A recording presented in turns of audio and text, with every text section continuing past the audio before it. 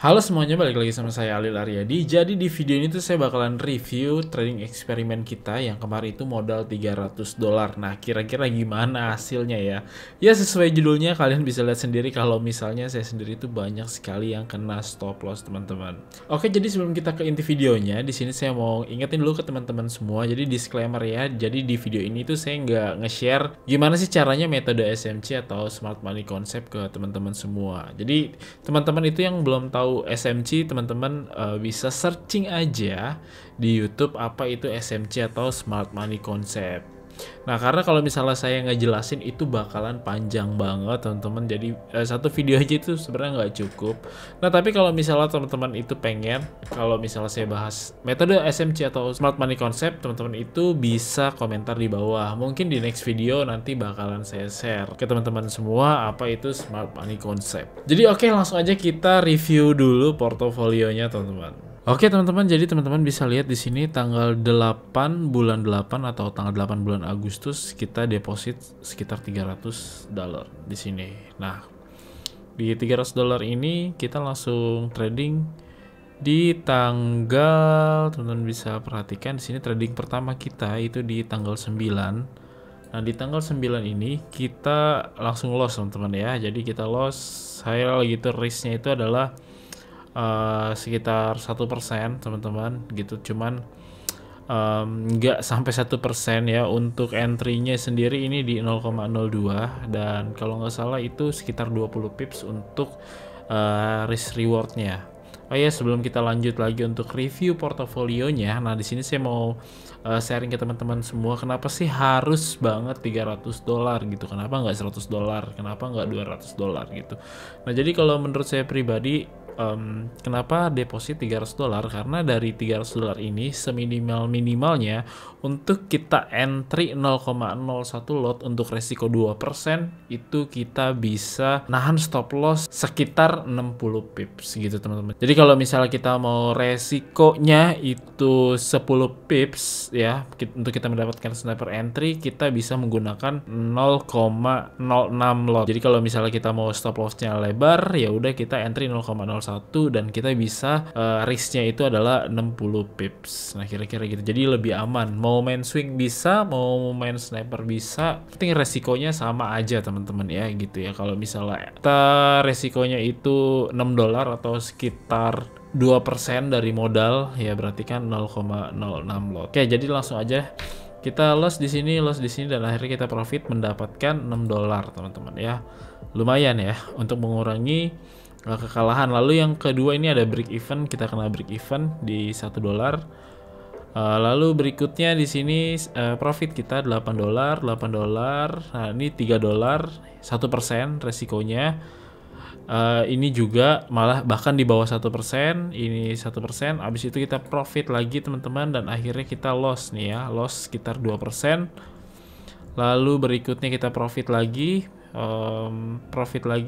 Oke teman-teman, di sini bisa perhatikan kalau misalnya saya itu pernah kena lossnya itu minus $25 sama $18.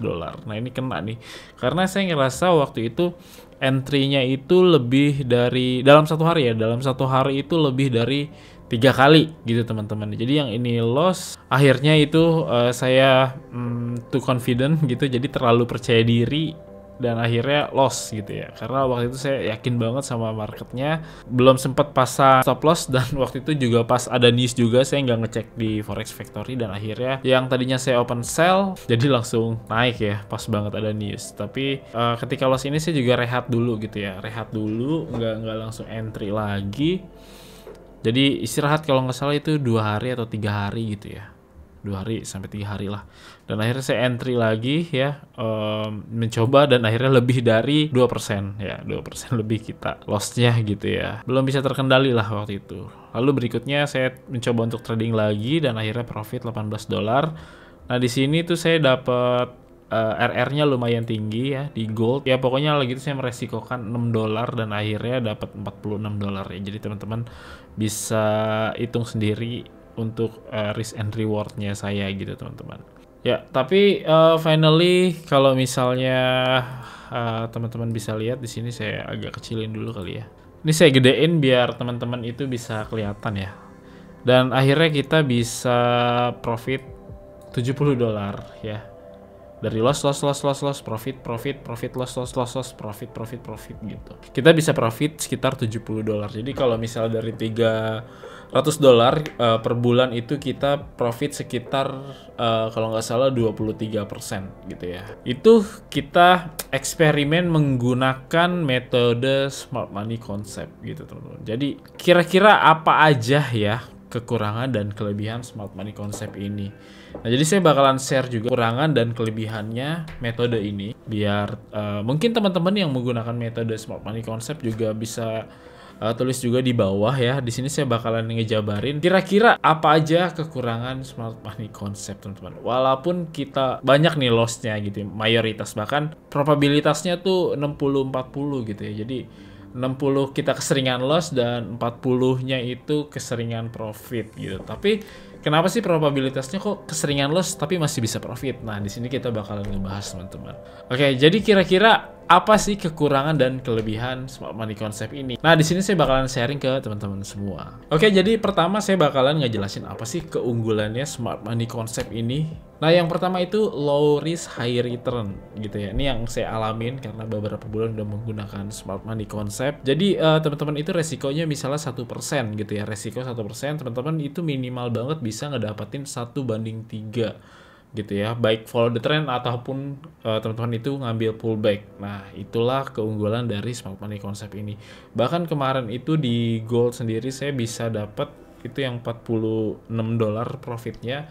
Itu kalau nggak salah kira-kira resiko saya itu 2% teman-teman ya, 2% dan bisa ngedapetin sekitar 1/8 kalau nggak salah ya. Nah, lalu yang kedua nih teman-teman, dari segi mapping. Nah, enaknya smart money concept ini itu adalah kita bisa terhindar dari fake out gitu ya. Jadi kalau misalnya teman-teman yang menggunakan chart pattern atau misalnya teman-teman menggunakan pola-pola continuation seperti symmetrical triangle dan descending triangle dan chart pattern lainnya, itu pasti kan kebanyakan kena fake out teman ya. Nah, jadi seperti apa sih maksudnya? Oke, langsung aja kita ke chartnya nih teman-teman. Oke teman-teman, misal di sini kita di gold ya, di sini di XAU USD kita bisa backtest sebentar aja. Kalau misalnya untuk chart pattern sendiri di sini kita ada pola di sini seperti ini. Oke, contohnya seperti ini. Nah, kalau misal dari pola sendiri di sini ada symmetrical triangle ya. Di mana symmetrical triangle ini kalau misalnya kita backtest untuk metode ini itu teman-teman bisa perhatikan. Nah, biasanya kalau misalnya kita menggunakan chart pattern dan symmetrical triangle ini ya, biasanya kalau ketika dia break pasti dia akan retest kan gitu. Oke, nah ketika retest kita biasnya itu pasti sell gitu ya. Pasti sell kan. Misalnya kita short gitu di sini. Oke, untuk stop lossnya di sini, misalnya untuk take profitnya itu misal kita 1/2 deh gitu ya. 1/2. Nah, seperti ini. Kita udah setup. Ternyata ini adalah, teman-teman bisa lihat dan ini adalah fake out gitu. Nah, cuman kalau misalnya dari smart money concept ini, uniknya kita itu entry bukan di area retrace-nya teman-teman, tapi di area order block-nya gitu ya. Nah, kalau misalnya menggunakan smart money concept gimana? Nah, kalau misalnya menggunakan smart money concept, kayak kita bisa tandain di sini adalah area order block-nya, area supply-nya atau order block-nya di sini itu sudah termitigasi sama yang ini teman-teman ya. Jadi udah nggak valid lagi kalau kita ngambil yang ini, tapi yang ini itu belum dimitigasi sama sekali, belum disentuh sama sekali. Makanya kita tandain untuk area supply atau order blocknya. Kita tinggal tunggu aja nih. Ketika market itu menyentuh area order blocknya gitu ya, atau area supply-nya, ketika ada reaksi, kita tinggal tunggu aja candle pembalikan arah gitu ya. Kita zoom di sini. Oke, belum ada tanda-tanda pembalikan arah di sini. Oke, kita lihat lagi. Oke, di order blocknya ada reaksi, kita tinggal tunggu aja candle pembalikan. Kita lihat di sini, entah hammer atau engulfing, itu lumayan teman-teman ya. Nah, di sini engulfing-nya udah muncul. Nah, biasanya saya bakalan entry di sini short. Itu di sini untuk stop loss-nya. Di sini pun nggak apa-apa, nggak masalah. Itu. Lalu untuk target profitnya sampai sini aja. Sampai sini aja. Gitu ya.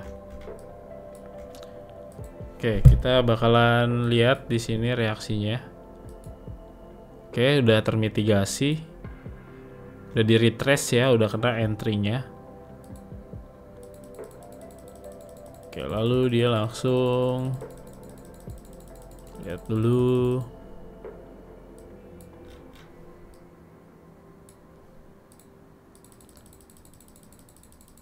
Oke, langsung profit teman-teman ya. Di sini kita risk and rewardnya itu bisa 1:17. Nah, kira-kira gitu. Enak ya gitu ya. Oke, jadi teman-teman yang pakai price action itu jangan protes dulu ya. Nanti kelemahannya itu bakalan kita review juga teman-teman ya. Jadi tenang. Di sini saya bakalan ngebahas kelebihannya dulu gitu.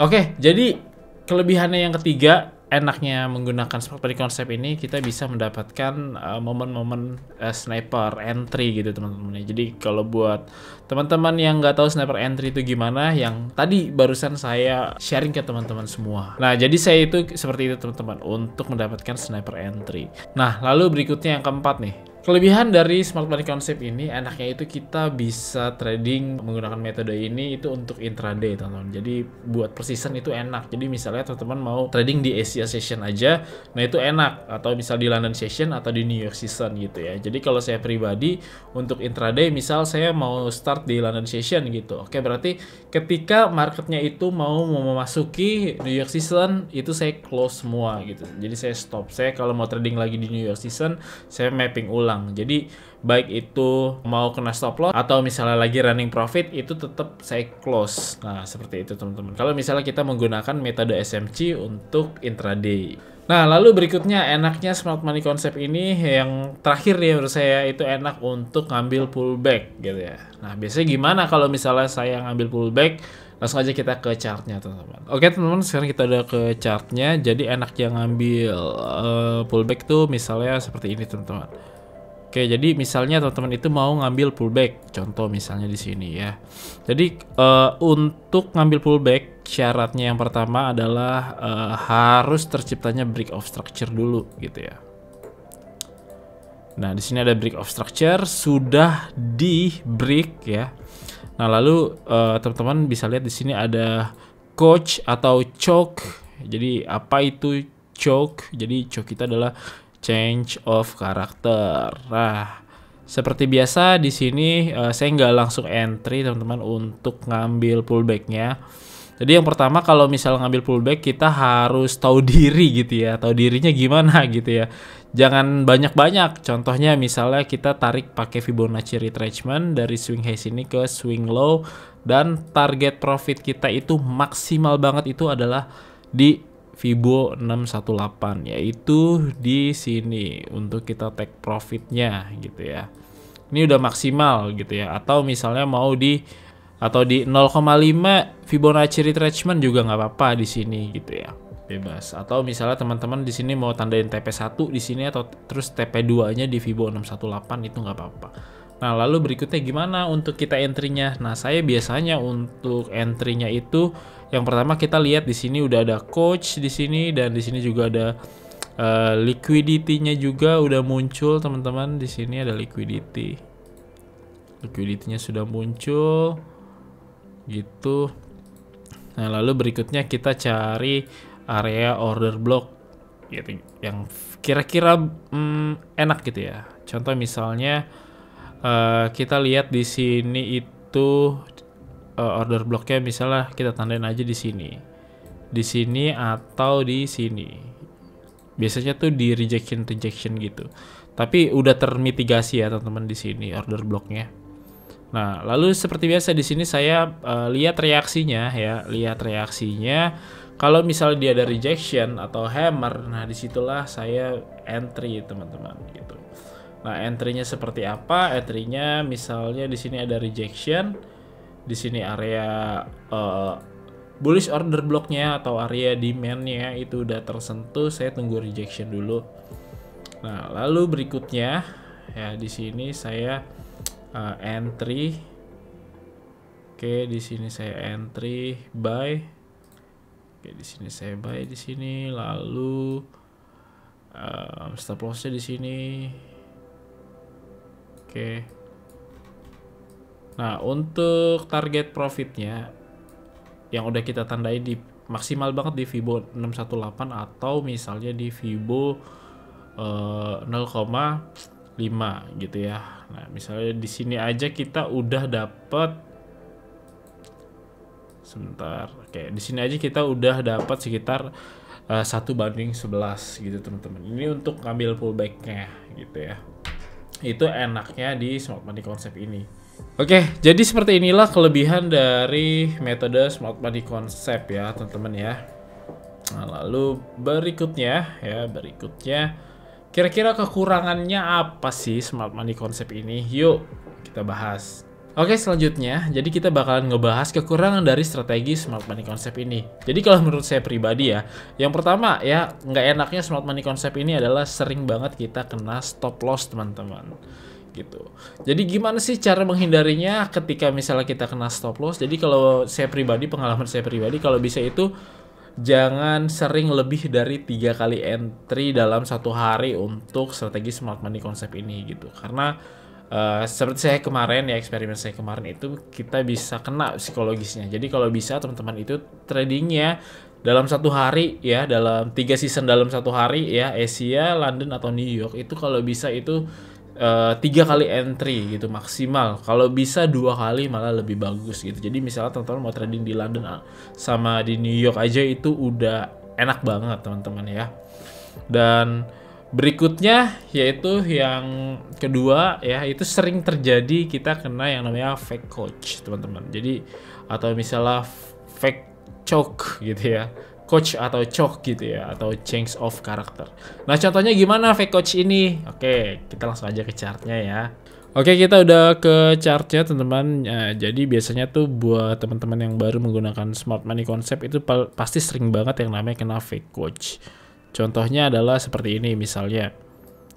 Oke, misalnya seperti ini. Mana nih? Oke. Wah, ini ada coach nih, change of character gitu ya. Dan finally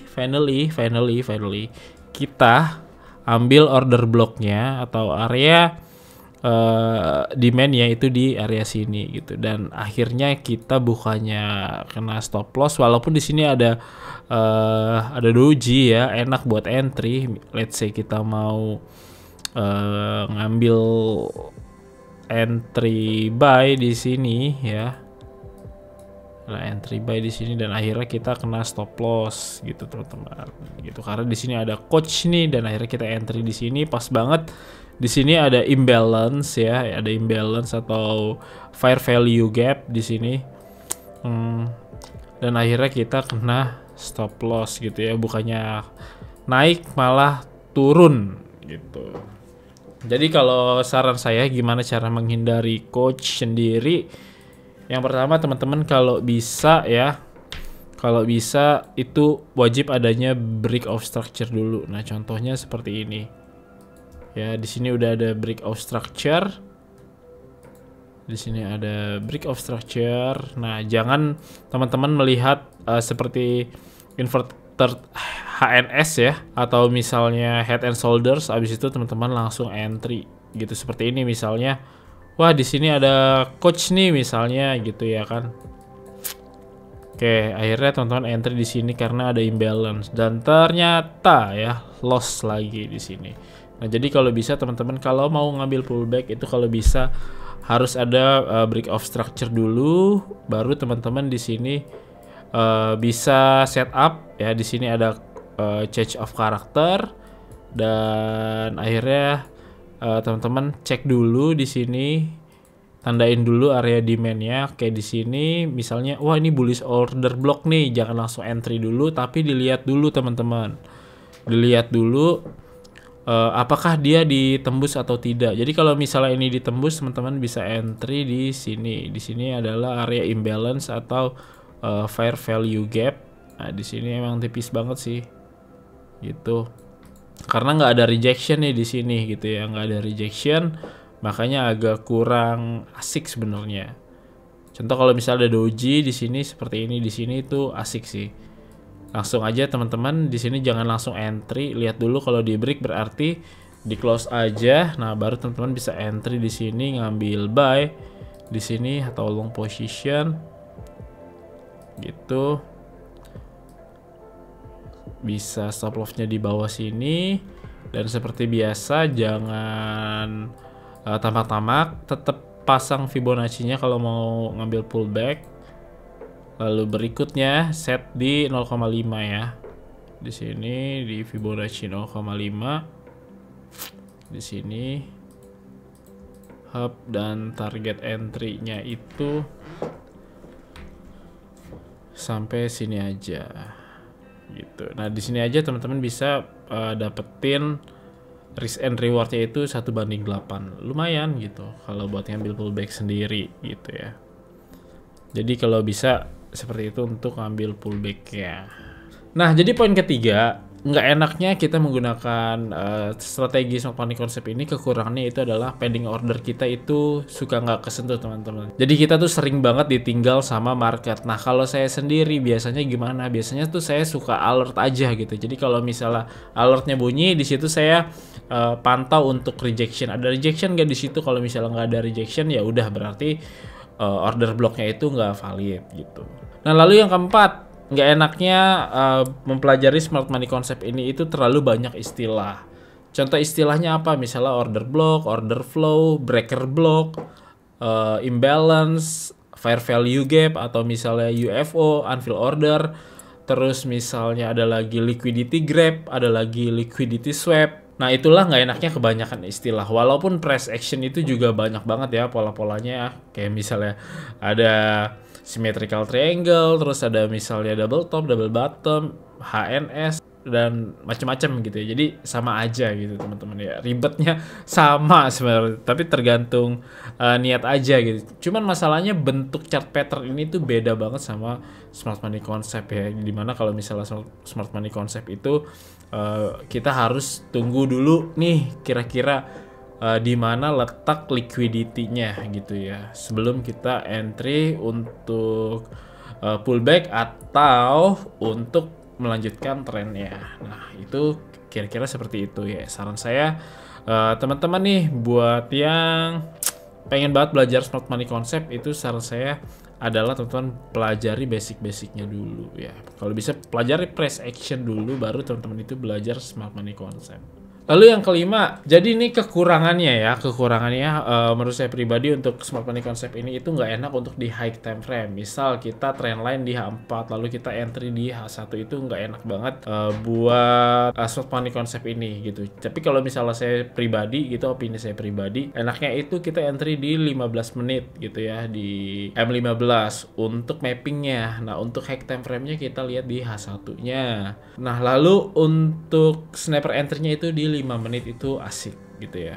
Lalu yang keenam ya, tadi saya udah sebutkan, kalau bisa untuk teman-teman yang menggunakan metode smart money concept ini, kalau bisa entry-nya itu dalam satu hari itu jangan lebih dari 3 kali gitu ya. Jadi kalau bisa maksimal 3 kali lah gitu. 2 kali itu lebih bagus. Jadi misalnya teman-teman trading di London session, oke, satu hari entry gitu. Habis itu di break even, kalau udah di break even teman-teman mau averaging profit juga silakan aja. Habis itu ngelanjutin di New York session. Nah, tapi kalau menurut saya pribadi, teman-teman, kalau misalnya teman-teman itu trading di London session, udah fokus aja di London session aja. Nanti kalau misalnya udah masuk ke New York session, kalau bisa itu di close aja tradingnya. Takutnya namanya time frame kecil ya, itu nanti ada pembalikan arah atau reversal. Apalagi kalau misalnya di New York season itu sering banget ada news dan ya stop loss kita bisa kesentuh ya. Jadi saran saya seperti itu untuk smart money concept ya. Nah, jadi saran saya nih buat teman-teman semua yang pengen belajar smart money concept, saran saya nih yang buat trader pemula apalagi, kalau bisa itu pelajari basicnya dulu, pelajari price cycle-nya dulu ya. Kalau saya pribadi itu untuk price cycle saya pakai Wyckoff theory. Dan lalu teman-teman belajar price action gitu ya, belajar price action, belajar market structure-nya dulu, itu yang lebih penting gitu ya. Jadi higher high, higher low, atau lower high, lower low. Nah, itu yang pertama. Lalu yang kedua, teman-teman di sini pelajari support and resistance, itu wajib banget. Lalu yang ketiga, teman-teman di sini yang harus teman-teman pelajari itu adalah area-area retrace gitu, seperti itulah. Dan yang tidak kalah penting itu adalah trend line ya. Teman-teman harus bisa garis trend line karena itu penting banget, teman-teman. Jangan sampai teman-teman itu belajar smart money concept dulu baru belajar basicnya price actionnya, itu jangan gitu ya. Kalau bisa teman-teman itu tetap teman-teman harus pelajari basicnya dulu, terutama market structure. Dan disclaimer juga nih buat teman-teman, jadi ketika saya live streaming itu bukan untuk ngasih sinyal gratis ke teman-teman semua gitu, tapi apa ya, lebih untuk bahan evaluasi saya aja ya, disclaimer ini, karena takutnya nanti kita miskomunikasi gitu ya. Ketika saya trading itu bukan untuk memberikan sinyal, tapi untuk bahan evaluasi saya gitu ya. Kalau misalnya mau diikutin monggo gitu. Cuman kalau bisa gunakan money management yang baik gitu. Kalau misalnya belum tahu, teman-teman bisa cek di YouTube aja gitu ya. Biasanya tuh Mas Rizky Aditama tuh bagus banget dia kontennya untuk belajar risk and reward gitu. Jadi teman-teman kalau bisa sebelum terjun ke akun real, pelajari risk and rewardnya dulu. Bahkan di akun demo pun teman-teman itu harus belajar risk and reward. Jadi teman-teman itu tahu nih ya, ketika trading itu fokusnya ke ruginya dulu gitu ya. Kira-kira saya mau trading ini ruginya berapa persen ya? Oh 2%, berapa ya lotnya gitu. Misal 0,05 lot gitu ya. Ya udah, untuk tipsnya misalnya oke, saya akan rugi 0,05 lot di untuk stop lossnya itu 20 pips misalnya gitu. Jadi udah ketahuan ya di situ resikonya seperti apa. Dan kira-kira untuk bulan ini kita bakalan ganti metode juga teman-teman ya. Kita bakalan cari metode yang sekiranya itu probabilitasnya tinggi teman-teman ya. Jadi untuk bulan ini kita akan coba strategi yang simple aja gitu ya. Jadi kita hanya menggunakan trendline dan Fibonacci retracement aja, sama price cycle lebih tepatnya, karena biar kita tahu mana area akumulasi, markup, distribusi, dan markdown. Biar kita nggak pusing ya, kira-kira ini cycle apa nih kira-kira untuk tradingnya gitu ya. Oke teman-teman, jadi segini dulu untuk review trading eksperimen kita. Semoga ada pelajarannya yang bisa teman-teman ambil. Dan untuk bulan ini kira-kira saya juga mau ganti metode lagi. Kalau misalnya kemarin itu adalah SMC atau Smart Money Concept, untuk bulan ini saya akan coba yang simple aja, yaitu market structure dan Fibonacci. Nanti untuk entry-nya kita coba entry sniper ya, menggunakan metode yang ada di Smart Money Concept. Jadi kita kombinasikan, dan di sini juga kita bakalan cari nih mana sih kira-kira metode yang probabilitasnya tinggi teman-teman. Oke, jadi sebelum saya tutup videonya, saya mau ingetin ke teman-teman semua, jadi apapun teknikalnya, apapun strateginya, apapun metodenya, tetap teman-teman, trader yang sukses itu dia yang bisa menjaga risk and rewardnya. Jadi untuk misalnya sebulan sekali ya too confident gitu, atau overconfident, atau terlalu percaya diri lah gitu ya, itu wajar-wajar aja. Cuman kalau bisa jangan dibiasain teman-teman, jadi tetap jaga risk and rewardnya gitu ya. Walaupun saya sendiri itu masih kadang suka agak kurang nggak ngejaga gitu ya, terlalu percaya diri, tapi ya udahlah, jadi pelajaran aja gitu ya. Jadi kemarin kita udah dapat, kenapa kita lossnya juga ada yang besar, ya udah, berarti jangan terlalu percaya diri. Dan ya kalau pakai SMC itu balik lagi sih, nggak bisa yang namanya itu sehari kita lebih dari 3 kali entry, karena psikologisnya bakalan kena teman-teman. Oke, jadi segini dulu videonya. Mohon maaf kalau misalnya ada kekurangan, dan kalau misalnya ada masukan teman-teman bisa komentar di bawah, dan kalau bisa join aja untuk live trade kita. Teman-teman bisa follow Instagram saya @alil_aryadi, nanti saya bakal infoin saya bakalan live trade apa enggak ya, karena kadang saya juga suka trading di luar teman-teman, bareng teman-teman saya juga. Oke, jadi sekian dulu. Terima kasih. Sampai ketemu lagi. Bye.